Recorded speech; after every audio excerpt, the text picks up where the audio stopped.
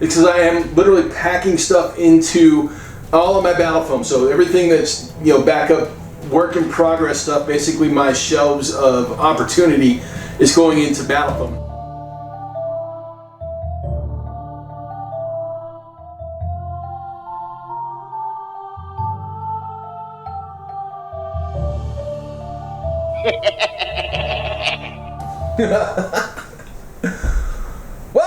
Welcome once again to another really random episode of the Throne of Angels video blog as I continue to knock models over. That's like the worst thing about that hammer, right? I mean, I hit that table and just wham, and things fall over, right? 3 models fell over. Anyways, I'm your host, Mr. Derek Osborne, here to show you a world in miniature. So, as you can see, I've got a bunch of random stuff sitting in front of me. Well, as I said, welcome to a random episode. This is, I'm not going to say take 2, it's like take 85, because I'm really just not in the flow today and it's driving me crazy. However, this is the second episode that I have filmed. The first one was all about Conquest, right? I had all my Conquest stuff laid out, and I filmed the video, and then I realized that I'm just not ready to start the Conquest journey just yet. It's close. But after watching a little bit of the video, I made the realization that I've still got a couple of things that I want to get squared away before I launch that series. And it's going to be a series, right? So Conquest is coming in the near future. There is a couple of army projects, one for First Blood, one for Last Argument of Kings. If you don't know, First Blood is their skirmish, Last Argument of Kings is their rank and flank, square base, push the unit forward. But as you can see, like I said, I've got a ton of really random stuff here. I've talked about that dreaded hobby drought, right? That hobby block. Man, I don't know what to do. I don't know where to go. I don't know how to get started. Well, today I'm going to talk about the opposite, right? I'm going to talk about, oh my God, I've got so much to do. What do I do? So, some people like to call it that pile of shame, right? Everybody's got a pile of shame. But for other people, it's that closet of opportunity. For me, it's just a project log, right? I've got a project log that's probably longer than my right leg, but it's been stacking up since the mid-80s.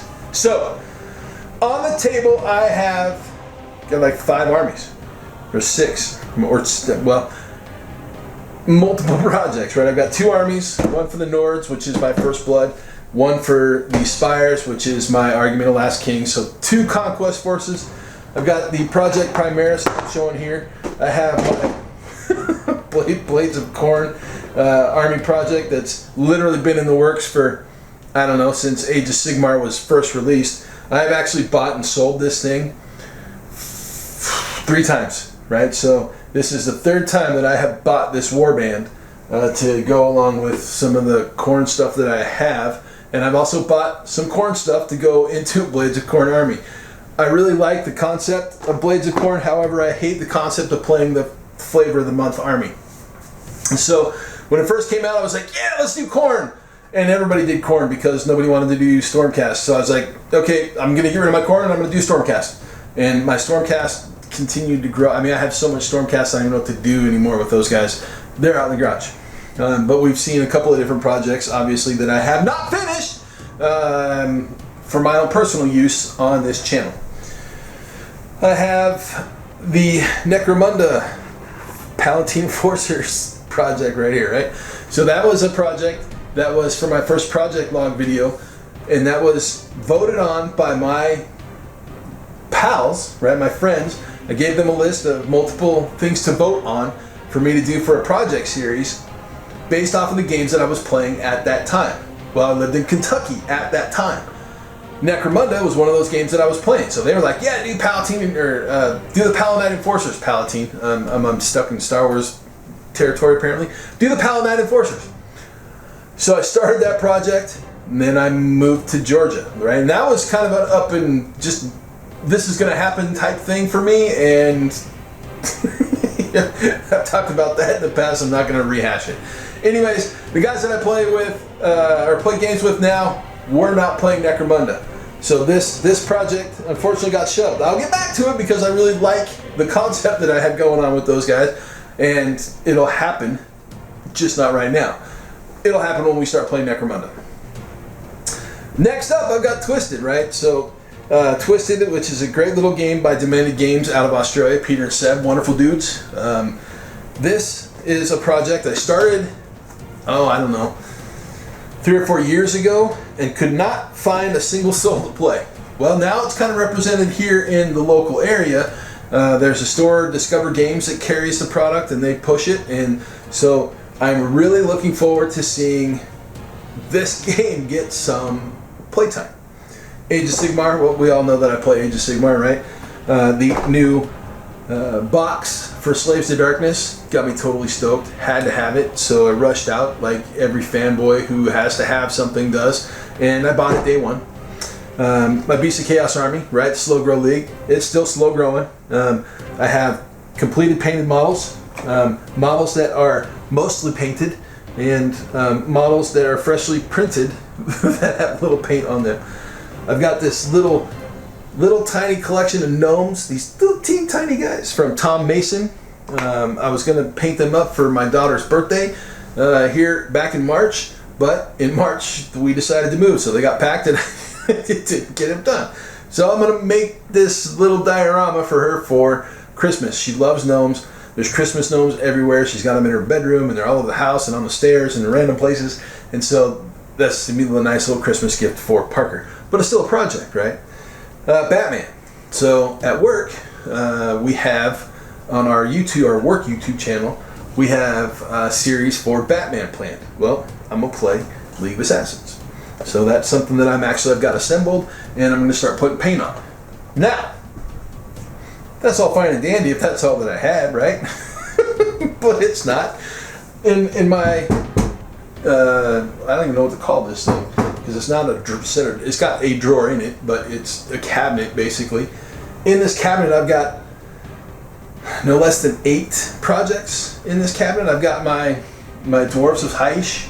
If I was a fancy YouTuber and knew how to put links in places, I'd go like Uncle Adam does, Pachow, or some random thing, Kachiga, or whatever, and point up to a corner. I'm pointing up to a corner and nothing's appearing because I don't put links in my videos. But anyways, that was covered like a year ago. Great project. AOS free or Cities of Sigmar project. All dwarves from Confrontation, right? They're all Rackham Confrontation dwarves, and 1 dragon from Paulo Parente's line of Anastyr. So, phenomenal force. I really need to start focusing on that one and actually get it done. But I need to realign it and reset it so it sits inside of the new version of Age of Sigmar, so it's legal, because I don't think that list is. Could be, don't know. I have Plague and GPS for Warpath Mantic's game. I have my Skaven army, which was supposed to happen before the Beast of Chaos army, but I found this Beast of Chaos thing and I got Rob all excited about printing it out, and he printed it out, and so the Skaven got shelved. I've got Dark Mechanicum in there for 30k. I have, well, there are Slaves to Darkness in there. I've got a tray of Slaves to Darkness. I've got a tray of individual, like large random models in there. A couple of big trolls and a couple of big pieces that I've shown on the channel in the past, some that I haven't. But, like I said, no less than 8 projects in here. What do I have over here? Well, I've got Massive Darkness, I've got Hate, right? I've got another new box set. Now, I just really like the look of these models. I will never play this force, but I am really enjoying what I'm seeing as far as people painting them up. So, I'll come up with a crazy paint scheme, I will assemble it, and I'll paint it. Masters of the Universe sitting over here. Zombicide, Black Plague, right? Things that you don't necessarily have to paint, but are fun to have to paint. Wonderland's War, God Tier, Myth. I have Renegade, the 40k game of Titans. Night Titans. I've got my Talons of the Emperor army over there. I've got stuff everywhere, right? So what's the point? Hey Oz, why are you telling us this? Well, mainly because I just felt like talking about it, right? The easiest way to address the hang up that you might have looking at your pile of shame or your closet of opportunity or your project log is literally to take into account what games you're playing and just start churning away. Sometimes, so there's times where I've not been playing anything. I literally have taken a die and I rolled the die on a table and picked a project that way. But the point being, quite honestly, there is no point. There just really isn't. The reason that I've got all this here is to show you guys what's coming up and really kind of to segue into what what changes are coming for the channel here towards the turn of the year. So the first thing that's going to happen is I'm going to actually start establishing a schedule for battle reports. So what does that mean? Well, battle reports for me are going to be more of a narrative, story-driven style. I don't want to call it presentation, but that's really what it is, presentation, right? It's not going to be the isometric top-down look that you get from a lot of other channels that produce battle reports. I'm not going to push a bunch of models around, throw dice into a tray, show the results, and then have my opponent do the same. There are plenty of channels out there that do it. There's plenty of channels out there that produce good content for that, and there are plenty of viewers that enjoy that type of content. That's not the content I want to produce, and it's not what I enjoy watching when it comes to a battle report. I want to tell a story, I want to show a story, and I want to really kind of push the narrative side of things, right? So we're going to start by telling a story, right? My general or my warband or whatever, my opponent's general, his warband or whatever, and we're going to lead into a conflict, right? There's going to be a reason for the fight, and then we're going to essentially go through that process of having that game and telling a story of what happens inside that game. I've got a very specific way that I want to present it and a very specific way that I want to show it. I've bought some software. I've bought some plugins for some software. I've done some research on how to do some things visually. So once we start unveiling those, yeah, that works. Once we start unveiling those, we will have, I think, the most unique battle reports right now on the interwebs. But I could be lying. I don't know. There might be somebody out there who's already doing it, or somebody who does it better. But that's all right. We're going to have some fun anyways. So that's going to happen with two different gentlemen. I'm going to have Rob. As I've spoke about Rob before, we're going to do Age of Sigmar and Conquest. We're going to do the larger scale games with higher model counts, and then I'm going to bring in a co-host. That's right. Those of you who've been around know I've done co-hosts in the past. I started out with Seth back home in Washington, and then I've had Tim and Brian and Palmer, and I'm sure 3 or 4 other guys in as co-hosts or guests, and that's all well and good, but I enjoy actually having somebody to banter back and forth with. So I'm going to have a co-host. I'm bringing in a gentleman by the name of Nicholas Bogart. You guys may know him, most of you probably don't, but for those of you who do, you will remember him from being the host of the Skirmish Supremacy podcast, which segues into kind of the final thing that I'm going to talk about. Nick and I are going to actually co-host a podcast and do indie channel. We're going to do indie development, indie developers, and indie game specific content, right? So we're going to look at things like Mercs. We're going to look at things like Twisted. We're going to look at things that don't have kind of that big mainstream feel, obviously outside of Games Workshop, outside of TSR, WotC, outside of the larger scale stuff, right? No Infinity, unfortunately. But we're definitely going to be chatting about the various things that are inside of this industry that need a little bit more attention. That need a little bit more attention. See, I told you guys, I'm just not in the flow today. My words are coming out kind of a mess, and well, it's been a long couple of weeks. I did a 15-day stretch, no days off at work. So yesterday was my first day off, kind of got a recovery, and now I'm just kind of floating.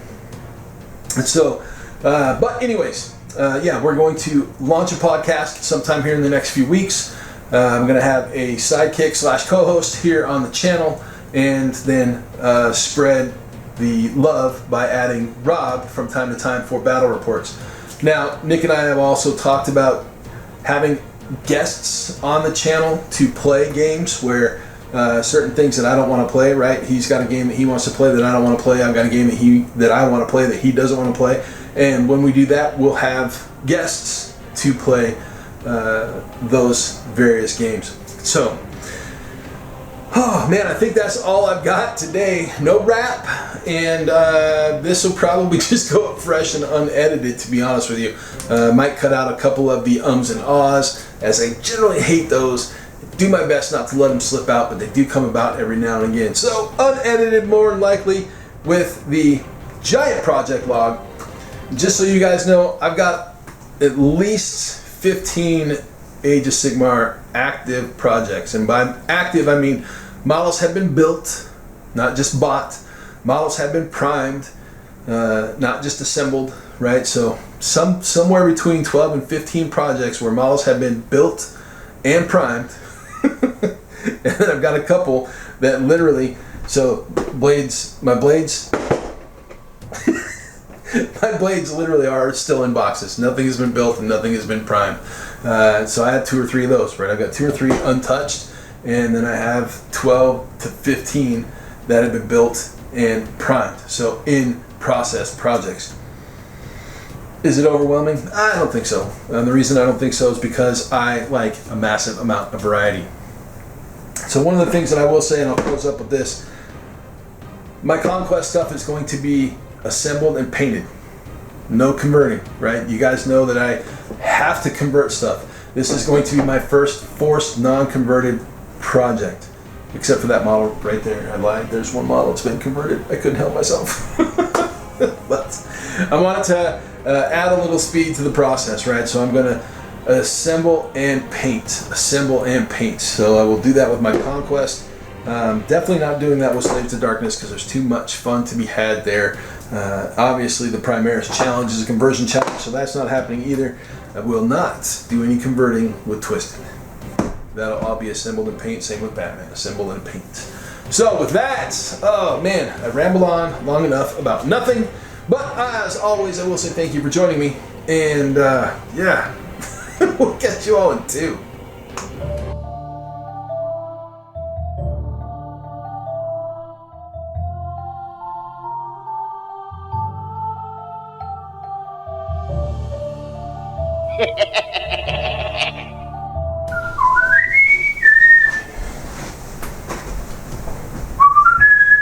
Woohoo! I've got my hammer. I've got my countdown. I had some chicken. It's 3, 2, 1. You are live and good to go.